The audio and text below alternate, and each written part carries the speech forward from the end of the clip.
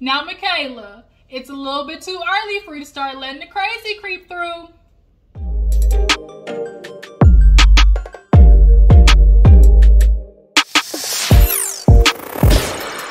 What's up, y'all? Your girl G here. Welcome back to my channel. Coming to talk to you guys about Married at First Sight. We had another pretty decent episode. It wasn't too much going on. The couples are finally back from the honeymoons. So this is where the real, test gets started. When everybody's on their honeymoon, things seems like lilies and rainbows and cotton candy and sunshine. You're thinking, I really might have found the love of my life. But when you get home and you guys start, merging lives together, that's when, we really start seeing, dang, can I love this person in spite of? So I'm super excited to get this season started. It really felt like the honeymoon was never going to end. They dragged that honeymoon out way too much. They really did. But now that we're back home, let's go ahead and get into the episode. If you're new to my channel, appreciate you for tuning in. Go ahead and hit that subscribe button. Everybody else, y'all know what to do. Like, drop down in the comments, tell me how you feel about the episode. How's y'all's week going so far, y'all? I'm not going to lie, I kind of had a little kind of week, I really want it to be better. Hopefully things change before this weekend, but maybe y'all are having a better week than me. Drop it down in the comments and let me know. But let's go ahead and get into Married at First Sight, y'all. So, we opened up the episode, like I said, with all the couples coming home from the honeymoon. They're super excited to just get life going. Everybody's been baking in the sun in Florida, but now it's time to get back to Texas and really get this thing going. So, I'm just going to go couple by couple. And yeah, just talk about, them getting home and stuff like that. So let's go ahead and knock Brett and Ryan out the way, because these fools, when I tell y'all, they are boring. Every time they come on my screen, I literally go like, oh, ooh, okay, all right. Oh, never mind. Ryan's still talking. Ryan talks so goddamn slow. Like, I literally tell y'all, every time they come on my screen, it's like watching a turtle trying to run. The shit it's sad. It's sad. Their relationship is going to be a snooze fest. But as of right now, they're back home. They like the new apartment. The new apartments, y'all. Married at First Sight a few seasons ago, I really like how they did it, where they just put all the couples in one complex and had them in their, mutual apartments, where before they used to have to go house hunting. Now it's, you got your place, I got my place.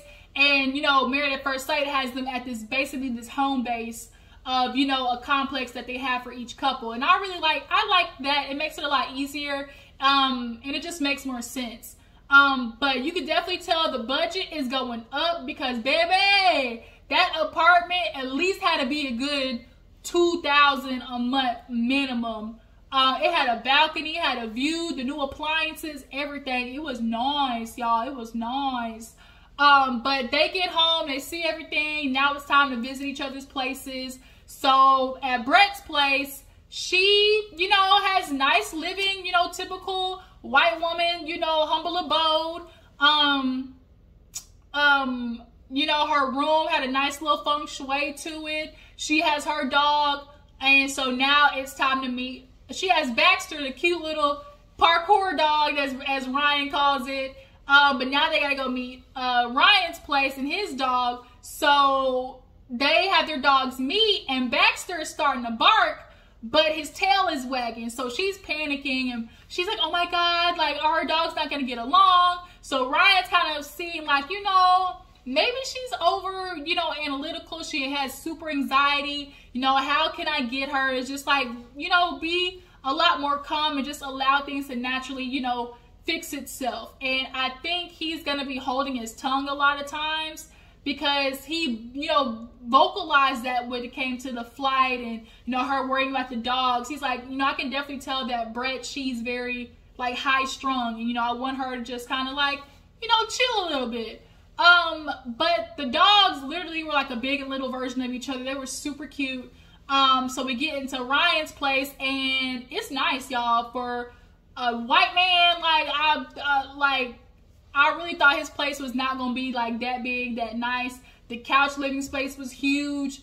It definitely looked like a bachelor pad, as Brett put it. It had 12 different browns in there.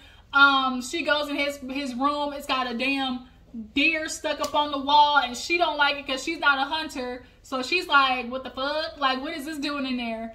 But as of right now, his and her place, you know, ain't nothing special. They real bland, no seasoning, barely any salt and pepper. Like, these two, it is what it is. They get back to their place, and you know, Pastor Cal comes to see them, and he's talking to them about, you know, their experiences and, you know, what they hope to get out of things. And as of right now, you know, they're saying, no, things are good.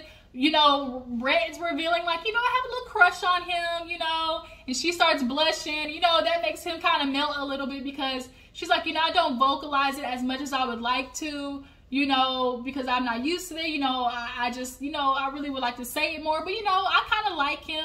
So Pastor Cal asks, you know, Ryan how he's feeling. He's like, you know, I like her too. And, you know, they both talk about how they both can see it growing beyond like. And so Pastor Cal is like, so what is that? You know, what's the word? And so finally Brett was like, you know, love, you know, we could see how it could grow to become love. So for them, as of right now, they haven't consummated the marriage. They're going very slow when it comes to intimacy. Now Ryan says he's cool with it, but I feel like that's a load of BS.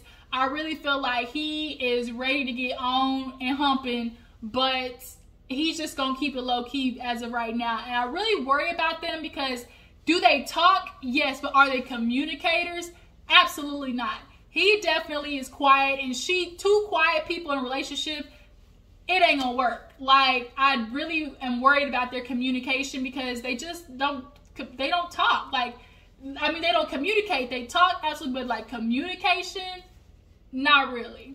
But yeah, nothing much going on with them. So let's go ahead and move on to, let's talk about Mirla and Gil. So Mirla and Gil, y'all, so they get home, and Mirla loves the apartment as Gil is sitting there laughing. Is it up to your standards, my princess? And of course it is, with the stainless steel appliances and the balcony. Y'all, that balcony was nice.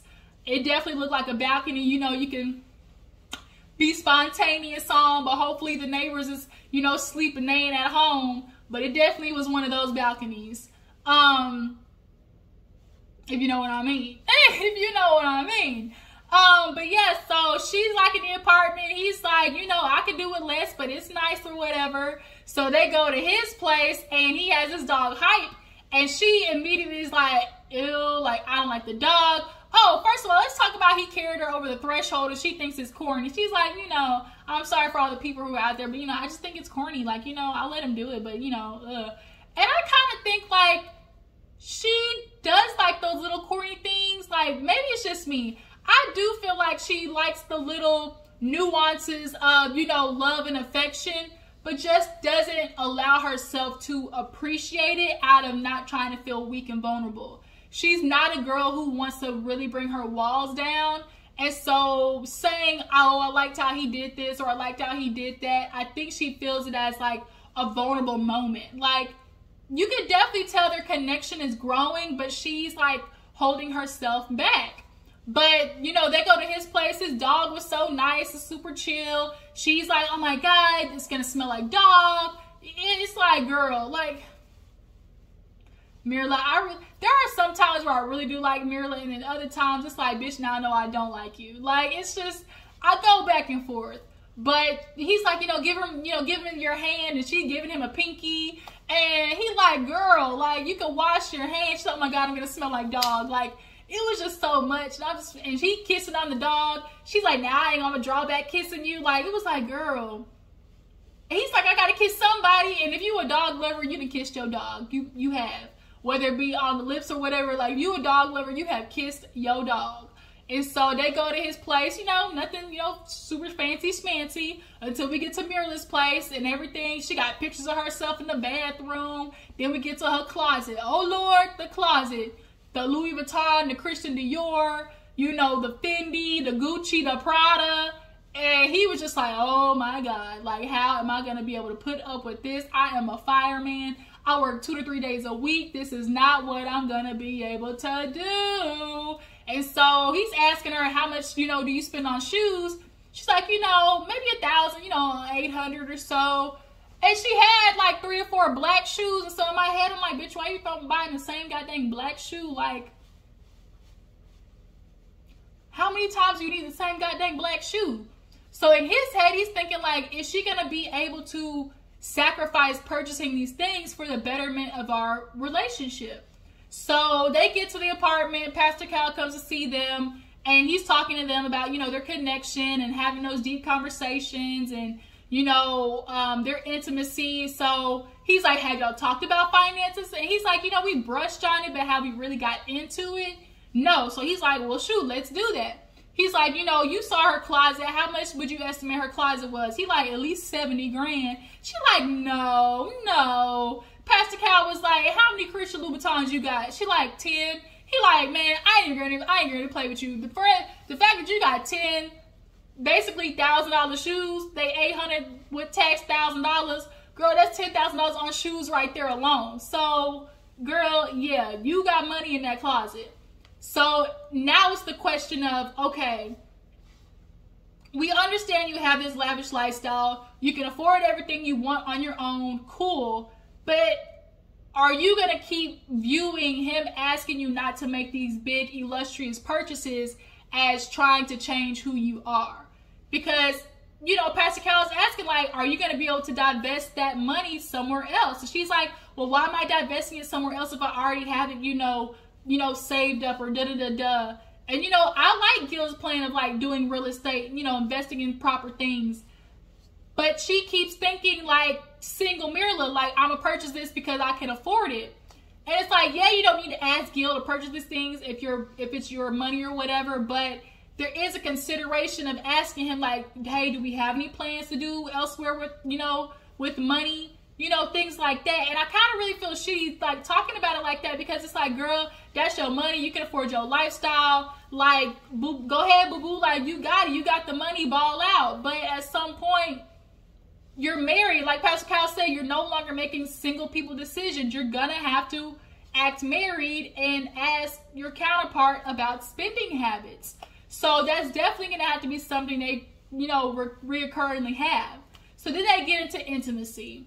And we can definitely tell, I really do like Gil from Mirla. I do. They have a jokey personality with each other. You know, they pop jokes on each other, make fun of each other. That's kind of like their version of, like, you know, intimacy and flirting, you know.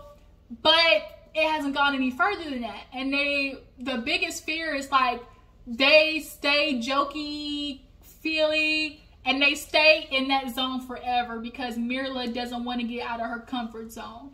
And it's like, they're touchy-feely, they hug, they cuddle in bed, off and on screen. So Pastor Cal's like, what is going on here? Do you guys want to have sex or not?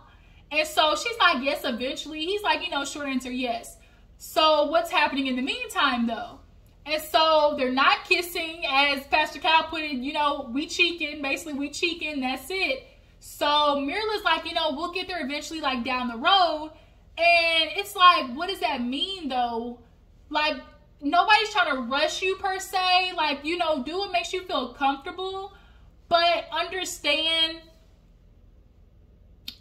don't use your comfort zone as a crutch.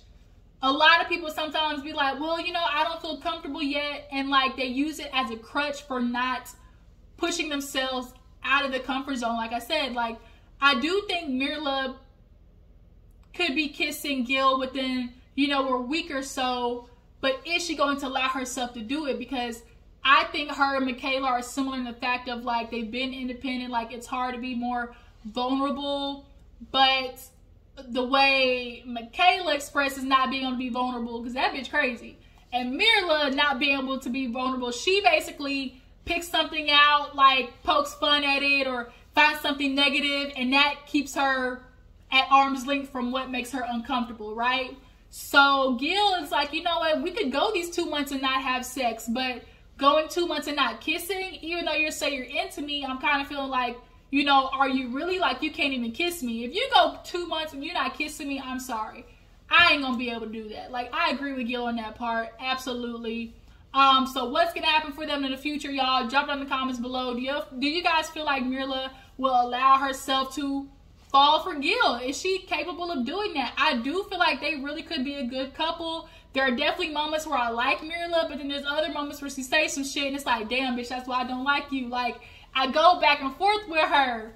But yeah, I do see them working. I do see them having potential, but can they get that intimacy going right, you know? And is Gil gonna become exhausted with constantly trying to meet her levels of perfection, her levels of expectation? Like, that's gonna get old, because no matter what he does, it almost kind of seems like she dampens the mood with something she doesn't like about it, right?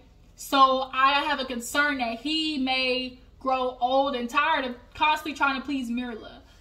So moving on, let's talk about Johnny and Bao. Johnny and Bao, you guys. Johnny and Bao, so they get home, love the apartment, but then Bao starts doing shit I cannot stand either. Johnny, I totally agree with you. Bao goes through and was like, oh, this is nice, but I don't like this. Oh my God, there's no ice maker. Where does the vent go? And Johnny's like, dang, you really inspecting the place? She's like, yeah. He's like, you know, Bao has the tendency to kind of suck the life out of something. And when you first see something, when you like are first somewhere, just take it in. Just take it in. Enjoy it for what it is. But don't immediately start picking out the shit that you don't like. Like, I don't like people like that. Like, just... Can you wait for a second before you start dragging the shit to the ground? Like, I'm that type of person. So when he said that, I was like, kind of, Johnny, I see you on that part. But as they're eating, he's like, you know, I want to be honest with you, Bao, and say that, you know, I'm feeling a little bit emotionally overwhelmed. So I kind of want to go back to my place and decompress. And so she's kind of like, okay, like, she's worried. And she's kind of feeling like, you know, I do agree with her when she said, I ain't gonna chase nobody. So if you say you want to go, like, I'm gonna let you go. But Johnny's kind of in this fight or flight moment. Like, he's wanting to stay, but his instinct, what he's always done, is run. So she lets him go. And she's like, you know, I just don't want this to be you setting a precedence for how you act in the future. If we do work, anytime things get tough, are you going to run out? Like, if we have a family, you can't be running every time your anxiety or whatever you feel this fight or flight moment, and you feel like you got to run to figure it out. Like, that's not going to work. So a couple of days pass. They go to see each other's apartment, and Bao's place is super cute, quirky, and, you know, has little things, and Johnny's looking around. He's like, you know, at least it's neat. And, you know, she has a cute little place. Johnny, we go to his place. It's nice, of course. Wouldn't expect anything else. Got a big-ass couch, nice little yellow. Of all the man's houses, Johnny's low-key was decorated the best and looked the best. The yellow was a good touch. But the disinfectant wipes, the everything took me out. But, yeah, so they make it back to the apartment for Pastor Cal to talk to them, and they got to get to the nitty gritty. And basically, I will say though, really quick, the lightsaber moment was super cute. You know, them being able to be, you know, jokey with each other definitely allows Bao to like let those restraints go a little bit, because she can be super, you know, type A, like on it. And so him being, you know, the fun one is like the yin to her yang. But nonetheless, they get back to the apartment talking to Pastor Cal, and, you know, they start discussing, you know, the deep conversations that they've had, you know, what are their concerns for the future and things like that. And for Bao, you know, she talks about how, you know, Johnny sometimes, you know, she feels like she's initiating, you know, intimacy. She's not really getting that much from him. You know, she does have an insecurity about her snoring, so she kind of feels dismissed. And so, you know, for Johnny, he didn't really see it that serious, but for Bao, it was that serious. So that was a lesson for him. And so when she's like, you know, I feel like I have to always initiate stuff, he's like, well, I feel like I do initiating with you. And Pastor Cal had to be like, it doesn't matter what you feel like. She's telling you like she's lacking intimacy from you. And so now we need to figure out why. And so Johnny's like, right, see about that. See, what had happened was, and he's quiet and he's struggling, and Pastor Cal's like, I see it on your face, buddy, but you just gotta say it, like you're not gonna hurt her feelings. He's like, Bao, would you want to know? And he's like, and she's like, yeah, I want to know. So Johnny basically reveals, when she has these little cute, exciting moments and gets giddy, it basically puts him on flaccid, puts that peen on soft. He don't like it. It turns him off. He's like, it almost feels kiddish, you know? And she's like, now that kind of makes her feel insecure because I liked Bal's little giddy moments. Like, that's like her quirkiness about her. And so Pastor Cal had to be like, let's not get it twisted. Bal is a grown woman. And like, I don't know what Johnny expects. Like, does he expect Bal to be this sultry seductress like all day, every day? Like, I don't know what he wants from her. So he's like, these little giddy moments, like, you know, they turn me off. Then, you know, sometimes when she wants a kiss, she just kind of looks at me like, kiss me. And it's kind of like, I think that's the nuance of Bal, where it's kind of like, you know, sometimes you kind of do like a little puppy dog thing where you go to your partner, you just be like, give me a kiss. Like, you better give me a kiss. Like, little cute moments like that. And so, I don't know. I feel like Johnny low-key is picking for reasons to leave instead of trying to find reasons to stay, right? And it's gonna bite him in the ass because I do think Johnny and Bal really could work. Like, I really do.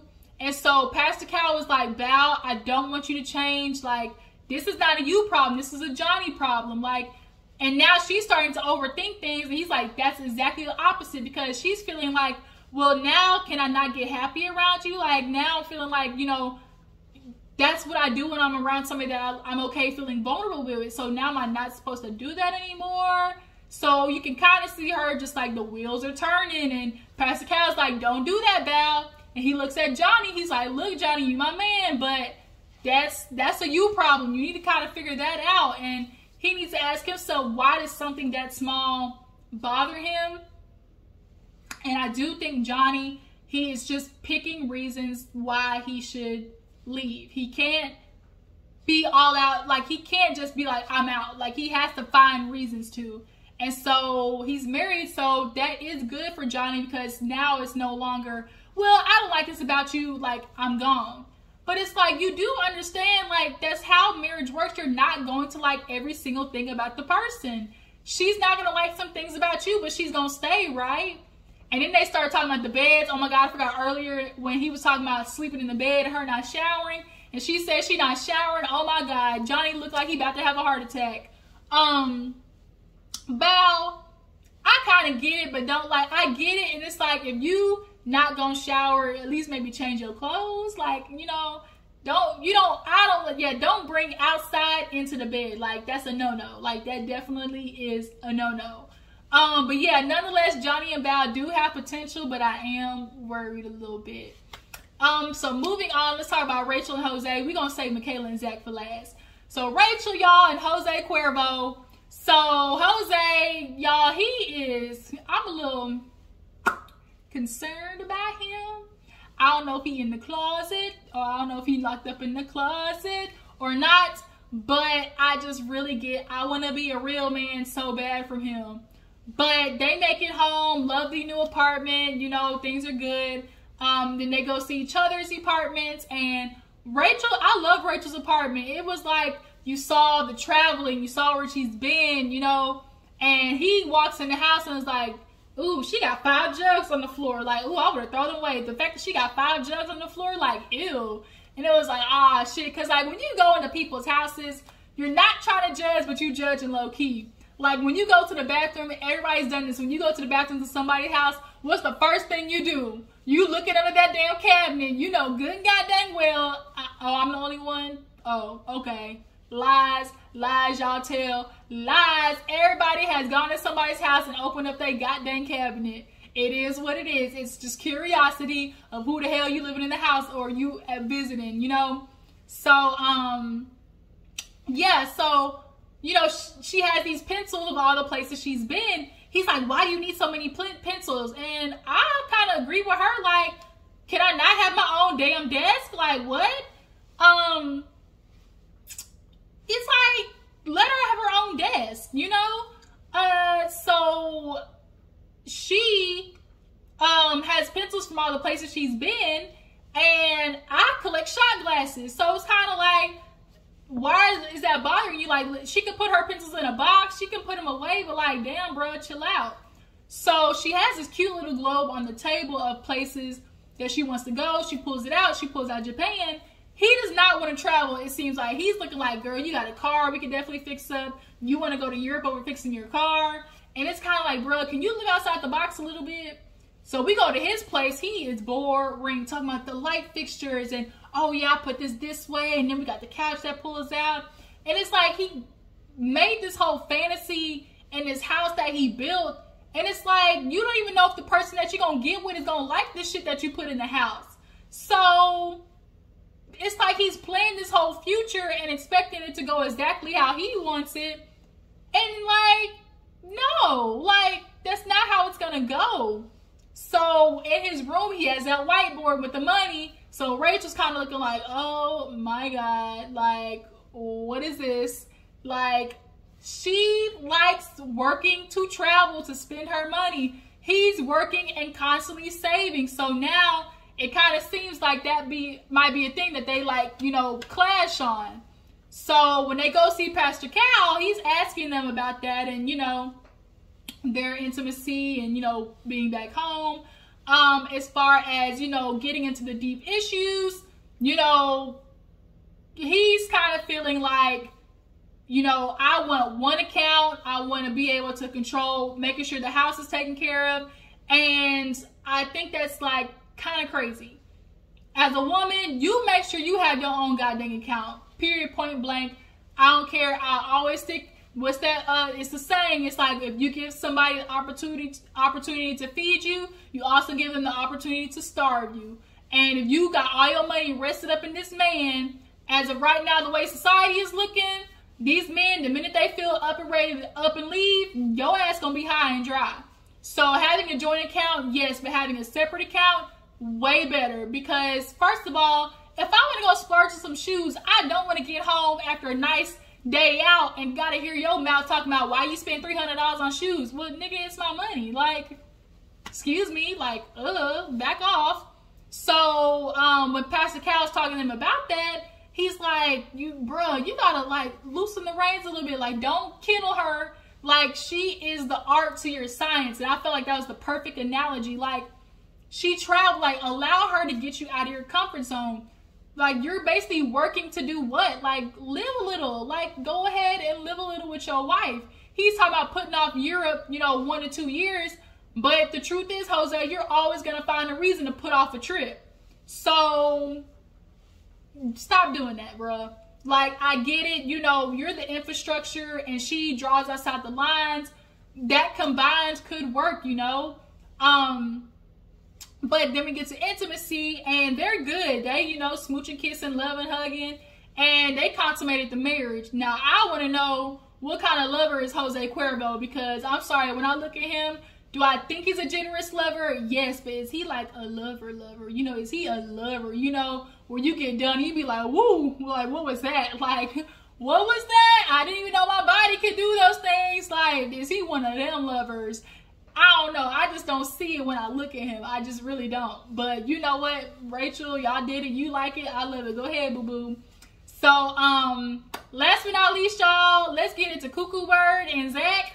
Y'all, Michaela, that bitch crazy. Yo, what is this? Like, Michaela, you can't be sitting acting like this on goddamn national TV acting like that. So, Zach, he's COVID free and comes to surprise Michaela. They get to the house, everything is good, giving him a little box. Everything's good, right? So they go visit each other's apartments. He loves her dog. The dogs, when they get to, like, you know, the mutual complex that they have all the couples, the dog, his dog barked at first. I was like, oh shit, going good, then the damn dogs don't like each other. But after that first bark, literally within 2 minutes, the two dogs were playing with each other. It was super cute. As a dog person, as a dog lover, every person who's a dog lover, you know, if my dog don't get along with you, sorry, buddy. I'm keeping my dog over you because that dog gonna be loyal. I know my dog gonna be loyal, bitch. I don't know. I ain't gonna gamble on you. Like, if it's so hard, like, if you love your dog like most people do, if somebody comes in and they dog don't get along with yours, or my dog don't like you, it's gonna be real hard to pursue a relationship with you. but their dogs were good. And so they were just kind of sitting down talking about how, you know, they want the future to go, you know, their habits and things like that. And she's like, you know, I usually have my dog walker come, or, you know, if not, then, you know, she comes in and wakes me up around 8 o'clock. So he's like, well, you know, like, you're good. Like, you know, so far, you know, I'm feeling good about this. You know, what are you like in a fight? Like, are you a person who storms off? And she's like, no, like, I would never do that. You know, that's not who I am. And so he's like, good, you know, I don't like people like that. You know, I had previous, you know, exes who were like that. And a little bit of foreshadowing. Boy, that foreshadowing was something strong. So, that's kind of where it ended. So when we come back after the break, all we do is see Michaela strutting around the apartment on the video cam, and she throwing shit on the ground. And she talking about, I wake up and Zach is nowhere to be found. No text, no nothing. I'm out. And she pack her shit up and leave. I said, Michaela, I thought you was somebody who ran out. You a liar. You talking about, oh, I don't run, but here you go packing your shit up and leaving already. So then when we get back, they're sitting down on the couch, and he's asking, like, are you fine? I'm okay. And she one of them bitches. You fine? I'm fine. But energy be all nasty. Like, obviously the I'm fine is hella passive aggressive and condescending. And it's kind of like, oh my God, Michaela, don't do this to yourself, girl. So he's like, look, I fell asleep in there with Bella. I was trying to make sure she went to sleep. I fell asleep in there. By the time I woke up, it was time for me to go take her to the daycare. You know, I get why you're upset, but the leaving, like, I just find that real comical. She's like, oh, that's funny. He's like, yeah, like, literally yesterday when I asked about what type of person you were, you're running out. And so she's like, I don't see that as funny. I'm like, I'm just kind of like, you can't, I agree with Zach. You lied, basically. So in the midst of them conversating, Pastor Cal comes in and he can immediately read the energy. He like, what's going on? And Zach's like, we kind of had our first argument. He's like, well, welcome to marriage. He's like, what's going on or whatever. You know, she's feeling like you left, you didn't say nothing. Like, I get it, Zach. You could have texted her. You really could have. You know, he's like, I literally came back 9:15, 2 hours later. And I think he just has to adjust to understand that you now have somebody else to consider. Michaela's reaction was hella 20 on 10. Like, for what he did, the crime that he did, the punishment did not fit. Okay, Michaela? You getting up and leaving and doing all this extra shit. Like, yes, he forgot to text you. When he was back at 9:15, had your ass stayed at home, instead of doing the running that you said you didn't do, you would have saw that. So, for Pastor Cal, you know, Zach is kind of getting upset because he's like, he's talking, and all of a sudden, Michaela, like, squints. And she's like, and he's like, I ain't never seen that look before. And that squint really was like, nigga, I don't believe you. Like, nigga, please. Like, she really kind of gave him that nigga, please kind of squint. So that, like, kind of bothered him. And Pastor Cal saw it, too. He was like, whoa, Michaela, like, what is that? So he's kind of like, I'm feeling like you're low-key, when I'm being genuine, I'm trying to tell you how I'm feeling, and I'm being honest with you for you to do that. Like, I don't like that. And so Pastor Cal's like, Michaela, wait a minute, what's going on? He's explaining to you, like, you're having this visceral reaction. And she's like, I just don't like the fact that, you know, you left, like, you abandoned the whole situation. And he's, like, moving away from her. But she's like, you know, I've never, you know, I can't believe, like, I got to trust somebody. I got to, you know, I'm leading into somebody, allowing somebody to lead my life, be my protector. Like, how am I supposed to trust you and you can't even text me back? Like, you know, the last person who was my protector was my dad, and he's gone. Like, I'll never see him again. So she gets emotional. And so Pastor Cal is trying to explain to Zach, like, she's having abandonment issues, right? Michaela, you need some therapy. I hope you're going to therapy. But her reason of leaving, I get it. It is hard for her to be vulnerable. I get it. I understand when you've been an independent woman for a long time, now you have to entrust your life in somebody else. It's going to be hard. But Pastor Cal is trying to have Zach understand, look, here's a strong woman who was saying, like, I've been having it for a long time. Here's a man, I'm entrusting in him, and the first thing he does is leave. I ain't gonna trust you again. Like, her walls are super up, which is why she had that visceral reaction to make that face. It was kind of like defense mode, right? And so I do understand how Zach is kind of feeling unresolved, and Michaela taking acknowledgement in the fact that her reaction was hella outrageous. But, you know, he's like, you know, she wants her space and I'll allow her space. And Pastor Cal's like, no, like, she wants you to be close, right? And she's like, yes. And that shit bothers me too. Like, bitch, I can't read your mind. Tell me what you need. Like, I get it. Like, Michaela's gonna be so damn confusing, and she's gonna run Zach ragged, and I don't know if he's gonna be able to stick through it, because they are about to have a toxic ass relationship. I can see it right now, because Michaela, I get it, you have, you know, these issues with your dad not being there, and obviously, you know, being vulnerable is not your strong suit. But what I don't want to happen is Michaela always using the, well, my dad's not here excuse. As I'm very sympathetic to, you know, your dad not being there. You're at the age where, and you're the time of your dad passing, like, how do I say this? Like, that cannot always be your go-to to you having a bad reaction to something. And I feel like Michaela's going to be that way. Well, I act like, you know, my dad's dead, like that type of situation.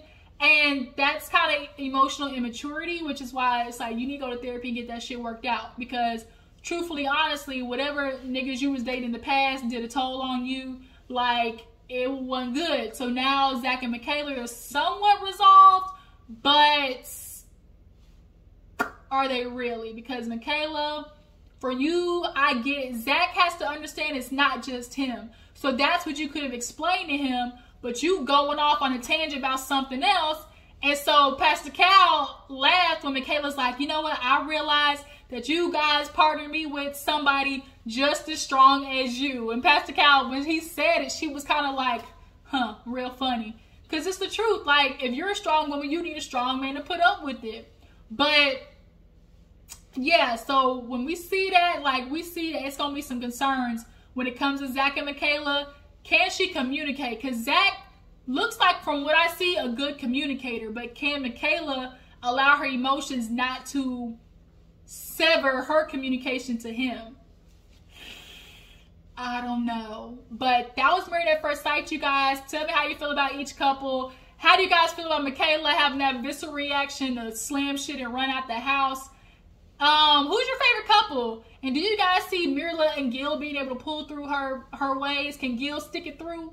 Let me know down in the comments. I appreciate you for tuning in. If I get a chance to review Real Housewives of Beverly Hills, I definitely will. And I'll come back and talk to you guys later. Deuces.